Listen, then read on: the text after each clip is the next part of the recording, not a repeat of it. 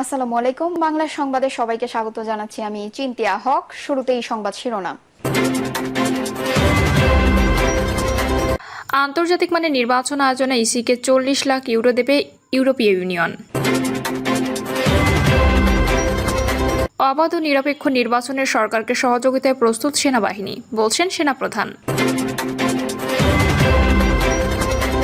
সরকার প্রতিশ্রুতি, ফেব্রুয়ারি নির্বাচন যেন মার্চ না হয়, বলছেন দুদু। জেনাবল নারায়ণগঞ্জে আধিপত্য বিস্তার নিয়ে 2 গ্রামবাসীর সংঘর্ষে আহত 20। এদিকে সনদ নিয়ে প্রশ্ন তোলা যাবে না, তা ঠিক হয়নি, বলছেন সালাউদ্দিন আহমদ।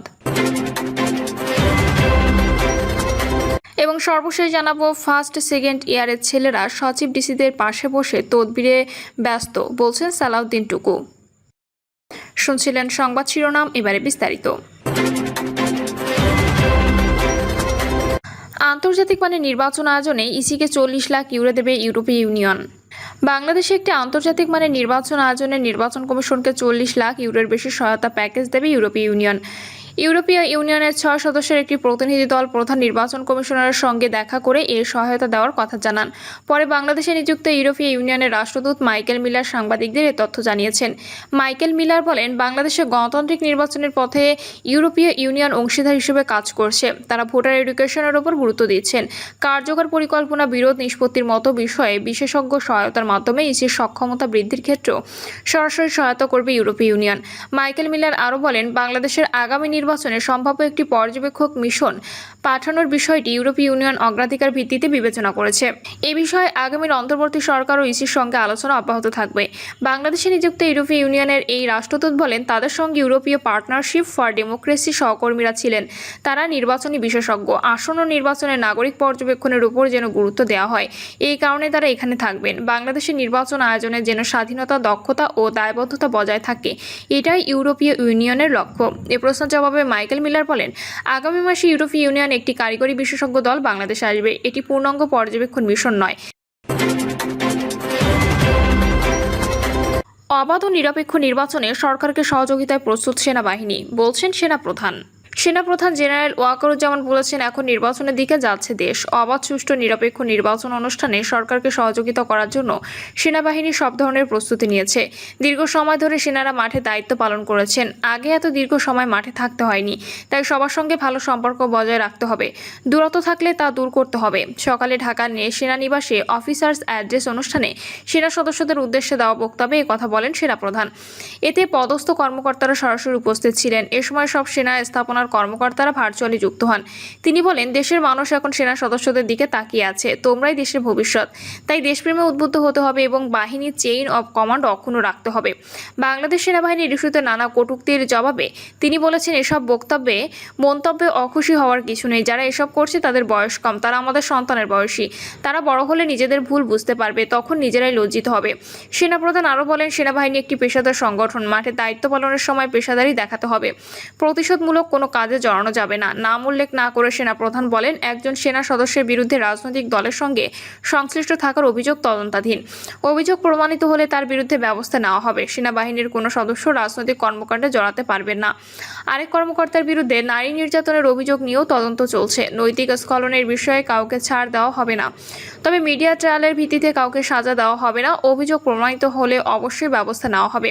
সেনাপ্রধান জেনারেল ওয়াকারুজ্জামান ঊর্ধ্বতন কর্মকর্তাদের উদ্দেশ্যে বলেন, একজন সেনা কর্মকর্তাকে গড়ে তুলতে রাষ্ট্র বিপুল অর্থ ব্যয় করে, তাই কেউ যাতে অপরাধে জড়াতে না পারে সে বিষয়ে আগেভাগে খেয়াল রাখতে হবে। অপরাধে জড়িয়ে পড়ার পর তাকে বাড়ি পাঠিয়ে দিলে সেটি রাষ্ট্রের অর্থের অপচয় ছাড়া কিছুই নয়। সরকার প্রতিশ্রুতি, ফেব্রুয়ারি নির্বাচন যেন মার্চ না হয়, বলছেন দুদু। বিএনপির ভাইস চেয়ারম্যান শামসুজ্জামান দুদু বলেছেন, সরকার প্রতিশ্রুতি দিয়েছে নির্বাচন ফেব্রুয়ারিতে হবে, সেটি যেন আবার পিছিয়ে মার্চ বা এপ্রিল না হয়। তিনি বলেন, বিএনপি সহ রাজনৈতিক দলগুলো ডিসেম্বরে নির্বাচন চেয়েছিল, কিন্তু সরকার ফেব্রুয়ারির কথা বলেছে। আমরা মেনে নিয়েছি এবং সহযোগিতা করছি, তবে সময় আর বাড়ানো যাবে না। তিনি বলেন, দেশে মব সৃষ্টি, চাঁদাবাজি, দখল, সন্ত্রাস ব্যাপক হারে বেড়েছে। মানুষের প্রত্যাশা ছিল স্বৈরশাসনের পতনের পর শান্তিতে বসবাস করবে, কিন্তু এখন বিভেদ আর অনিশ্চয়তায় মানুষ বসবাস করছে। চাকরি নেই, যারা চাকরিতে আছে তাদের টিকে থাকাও কঠিন হয়ে পড়েছে। রাস্তাঘাটে নিরাপত্তাহীনতা চরম আকার ধারণ করেছে। পুলিশের ভূমিকা নিয়েও প্রশ্ন তোলেন তিনি। বলেন 15 বছর ধরে তারা স্বৈরাচারী সরকারকে সহায়তা করেছে, ছাত্র জনতাকে গুলি করেছে, তাদের নিজেদেরও সংশোধন হতে হবে। তিনি আরও বলেন, দেশে শান্তি প্রতিষ্ঠার একমাত্র পথ হলো জনগণের ভোটাধিকারের ভিত্তিতে নির্বাচিত সরকার প্রতিষ্ঠা করা। স্বৈরতন্ত্র থেকে মুক্ত হলেও গণতন্ত্রের উত্তরণ এখনও সম্ভব হয়নি, তাই প্রতিশ্রুত ফেব্রুয়ারি নির্বাচন সময়মতো করতে হবে। বিএনপির এই নেতা বলেন, নির্বাচন যত দ্রুত হবে সংকট তত কমবে, আর বিলম্বিত হলে সন্ত্রাস বাড়বে, দেশ বিপদে পড়বে। তিনি অভিযোগ করেন, লুণ্ঠিত অর্থ ও অস্ত্র নিয়ে ফ্যাসিস্ট শক্তি পার্শ্ববর্তী দেশে অবস্থান করছে, যা দেশের জন্য ঝুঁকি তৈরি করছে।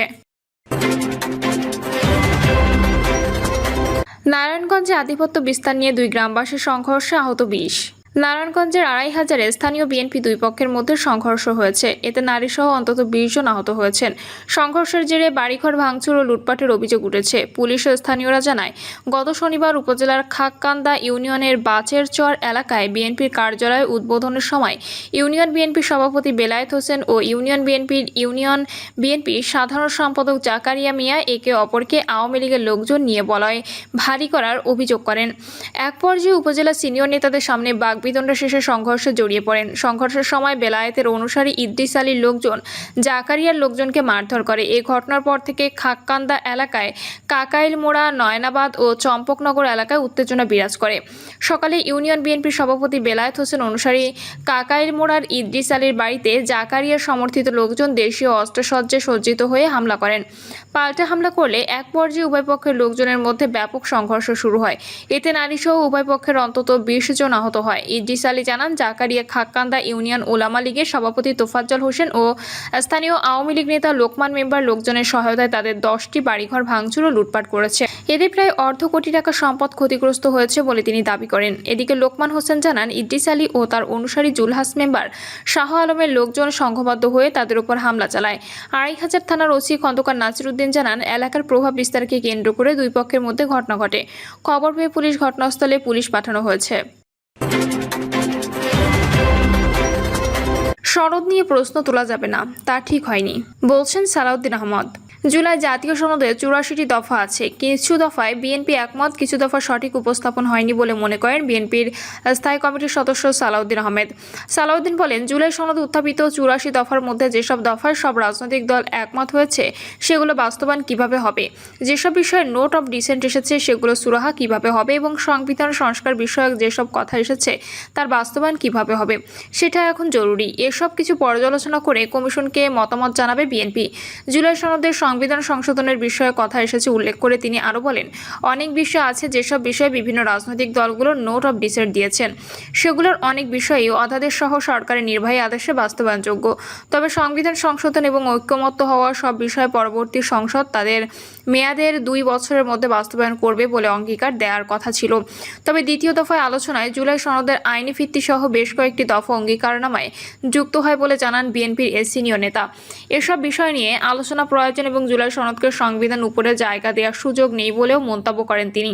সালাউদ্দিন আহমেদ বলেন, আগের সনদে নির্বাচিত সংসদ পরবর্তী 2 বছরের মধ্যে জুলাই সনদ বাস্তবায়ন করবে বলা হলেও নতুন সনদে তা নাই।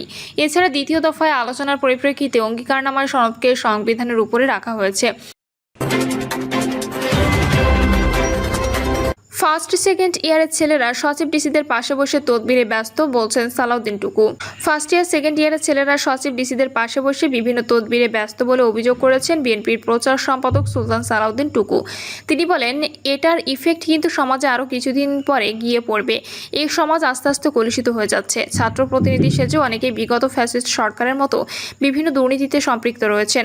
এ সময় প্রয়াত আব্দুল সালাম তালুকদারের সঙ্গে নিজের স্মৃতিচারণ করে টুকু বলেন, এখন সচিবালয়ে ডিসি অফিসে ফার্স্ট ইয়ার সেকেন্ড ইয়ারের ছেলেরা সচিবদের পাশে বসে, ডিসিদের পাশে বসে বিভিন্ন তদবিরে ব্যস্ত। তিনি বলেন, অনেকের পিএসদের কারো 150, কারো 250 কোটি টাকা দুর্নীতির প্রমাণ দেশবাসী দেখেছে। এইভাবে যদি রাষ্ট্র ব্যবস্থাকে প্রথম পর্যায়ে ভেঙে দেওয়া হয় তাহলে রাষ্ট্রের অবস্থা ভবিষ্যতে ভালো হবে না। কাজে যে বয়সের কাজ সেই বয়সেই করা উচিত। প্রিয় দর্শক, এই ছিল এখনকার সর্বশেষ সংবাদ। আপডেট সব সংবাদ পেতে চ্যানেলটি সাবস্ক্রাইব করে বেল আইকনটি ক্লিক করে রাখুন।